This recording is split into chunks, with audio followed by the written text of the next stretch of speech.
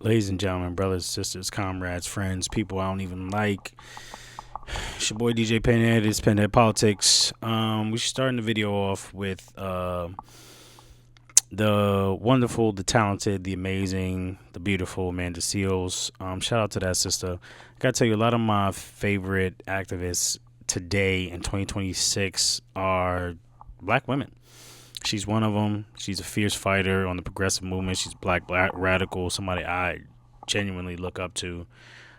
She's knowledgeable. She's smart. Amanda's a bunch of things. Comedian. But she's been planting her flag for the progressive movement, specifically black progressives, for a few years now. And I gotta say, this is really illuminating. She interviewed the brother from the Black Panther Party, and this is her commentary on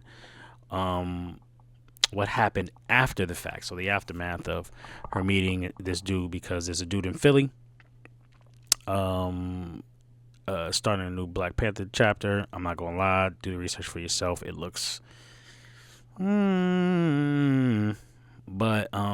based on what Amanda gathered in her research and her reporting, it's fugazi. So we're going to review it a little bit, hear what she has to say. I think it's important. Let's check it out. So this week there's been a lot of chatter about the use of the Black Panther name by a group in Philadelphia. We talked about it on the show last week and we were all very excited. By the end of the day, I had spoken to the brother who was in the videos, and I offered to come through when I'm in Philadelphia. He said that basically he's from Lansing, Michigan, and that he is who they send out to start chapters for the Black Panther Party.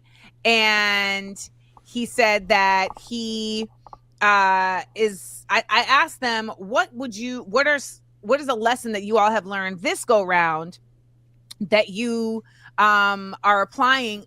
No, I said, what is a lesson that you have learned from the past Panthers that you are applying to the present? And he said, well, our recruitment takes longer. And, that's a pretty weird answer.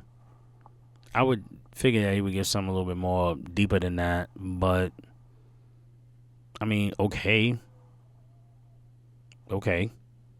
By the end of this conversation, what I had gathered was information. And for me, I'm showing up to the conversation with a blank slate.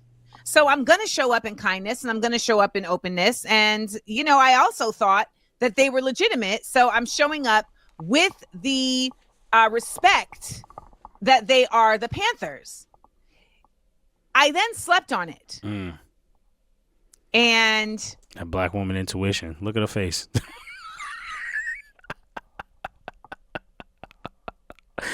I keep telling you, man, you can't push shit past black women. You can't push shit past them, dog. Oh, my God. Why y'all keep trying these women, bruh?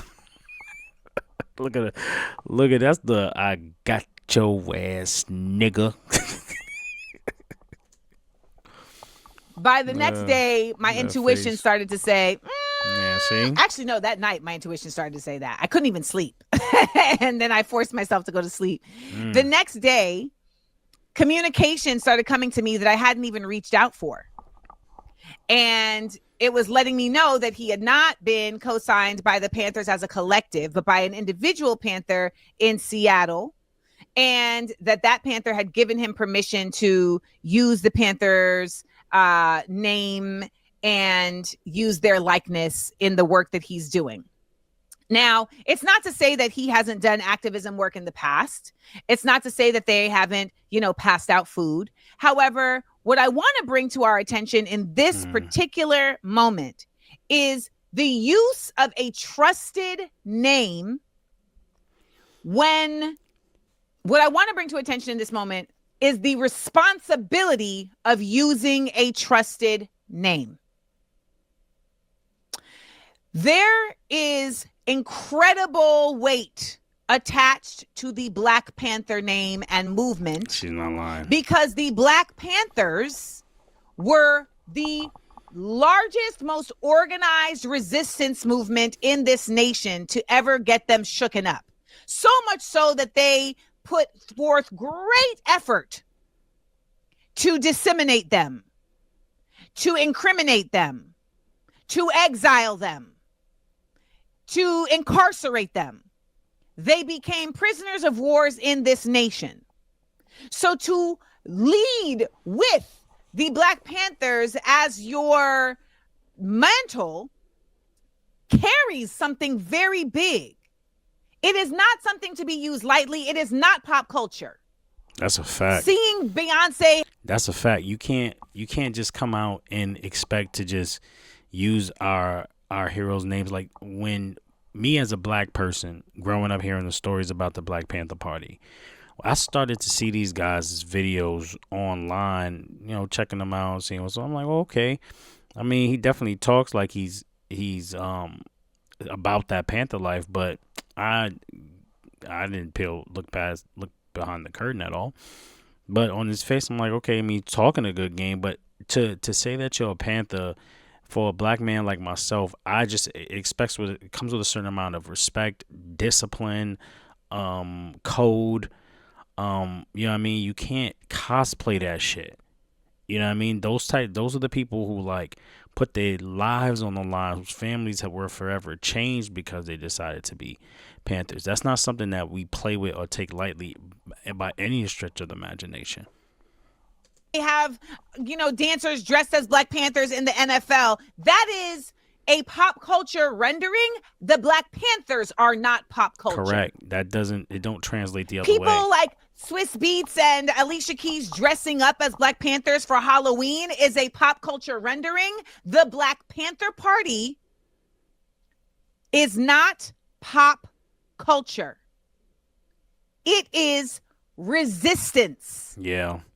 It is a revolutionary movement, a socialist, Marxist, Leninist organization that was created for the protection and advancement of black people, folks, as well as calling for the end of oppression of all oppressed peoples. Therefore, we cannot simply just take whenever anybody calls themselves a Black Panther as just bar none. Yeah, because we also have to understand. Because then I'll just show you don't know what the Black Panthers were at all. You know what I mean? If you just think you're just gonna say, put on a t-shirt, put on a black beret, throw on a black leather, nah, G. It don't work like that. Because what people are expecting from you is going to be something that you can never deliver, and what the type of heat and attention you're going to be bringing to yourself is something that you probably ain't even ready for. Saying that this nation has a history of using black bodies to start and to wage their wars. And there is a war on the horizon. When you're seeing all the geopolitical movements that are happening around, and the United States is at the center of all of them, you better believe it'll be at the center of the war on the horizon. And who will be out there first? Well, they're incarcerating and deporting all of the brown people. So who do you think they're trying to get out there to be used to co-opt for their us regime change? Yes, it will be us. Yep. Listen. Yeah, the history is long. Yeah, bruh. Haitian. Yeah, when I seen dude, I'm not gonna lie, I didn't really give it much thought. I mean, I wouldn't join the Black Panther Party. I mean, I probably would join the Black Panther Party under the right conditions. You know what I mean? But where it stands today, right now, I'm not joining the Black Panther Party. I know what that would look like. You know what I'm saying? Like, I got 3 kids. I ain't got time to be like out there being militant and shit right now. Like, I do regular ass activism. But when I saw this brother doing it, I'm like, all right, well, who am I to judge? But over time, like, people are gonna find out what they're all about. So I just figured that was just gonna happen. specifically the Chasseurs Volontaires de Saint-Domingue, were a regiment of free men of color that fought alongside American and French forces in the 1779 siege of Savannah during the American Revolution. They were there. We know about the black folks in the Civil War. We know that they then made slavery they made slavery unlawful in the rebel states only. Remember this, in the rebel states only, so that they would garner the force of black freed slaves joining the Union. Sorry, black runaway slaves joining the Union for their freedom. It was still legal in places like Ohio and Kentucky. Is it Kentucky or Missouri? It was still legal.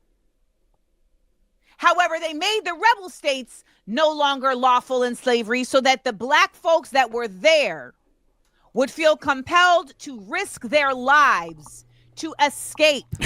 That's some super white supremacy shit. How you gonna keep it live in Ohio, but canceling the southern states so you could turn the black slaves against the southern? I mean, real talk, we was ripping them apart anyway. Like we was gonna start a civil war regardless because of so many black slave revolts. But that's crazy. That's some super white supremacy shit. And put their lives on the line to attain freedom. There is a history of using black bodies to fight the wars in the United States. There is a war coming, and there is an attempt to use black bodies. It will happen. And we have to be incredibly vigilant. At some point, we have to learn. So when I see a brother out there dressed in the costume of a Black Panther, however, not being co-signed by Chairman Fred Hampton Jr. or by Frederica Newton, Huey P. Newton's wife, who is still alive and was in my comment section saying, thank you for posting this. Damn. No. Huey, wife said no? Yeah, bruh. Because, like, there's certain fundamentals you're going to have to get, and there's only certain people who are gonna have those.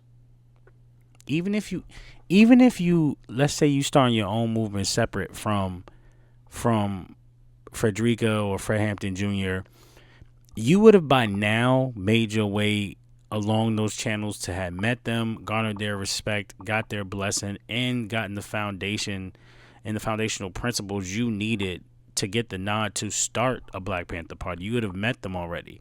And they've already said no. They've said no, and they don't even know who you are. That's damn near impossible for... You're not going to convince any black people that you're legitimate like that.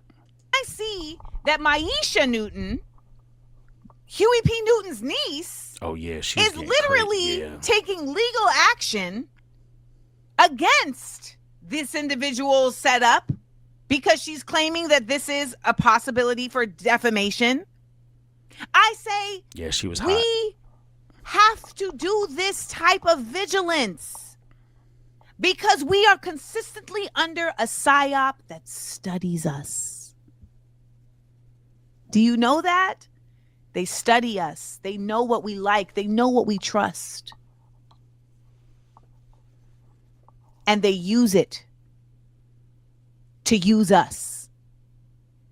So no, you can't be out here just throwing chairman in front of your name. Yeah, that's a fact. And throwing a beret on your head. Yeah. And talking about we're the Black Panthers.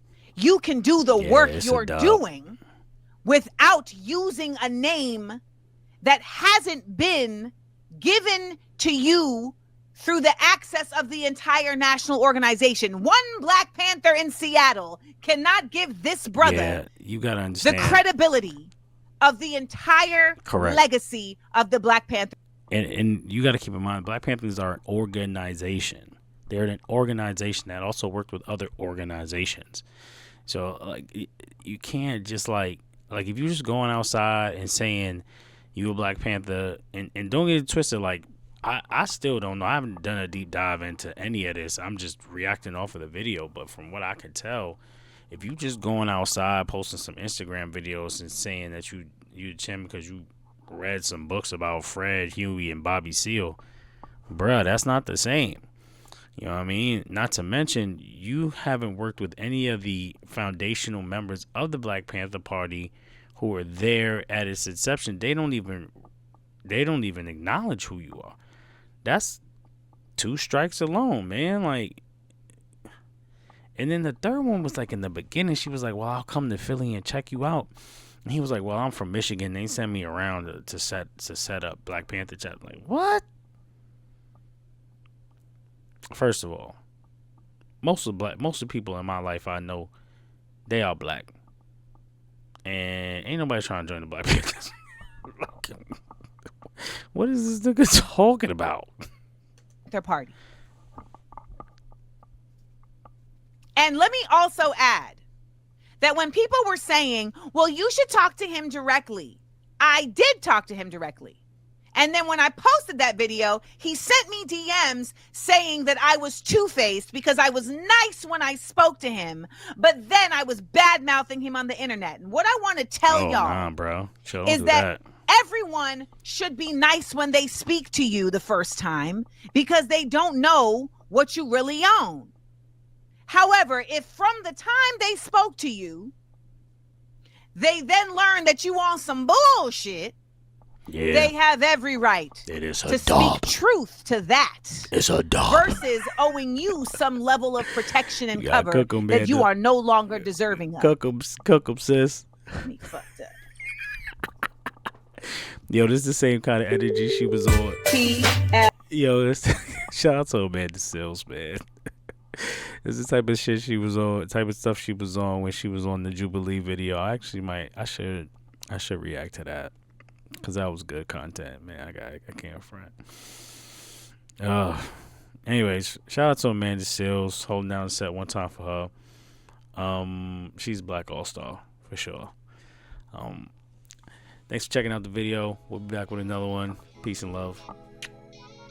And if I blow, niggas know it's been corrosive. Strutting down this muddy road, made more friends than foes. Did so many shows, said yes to a lot of them.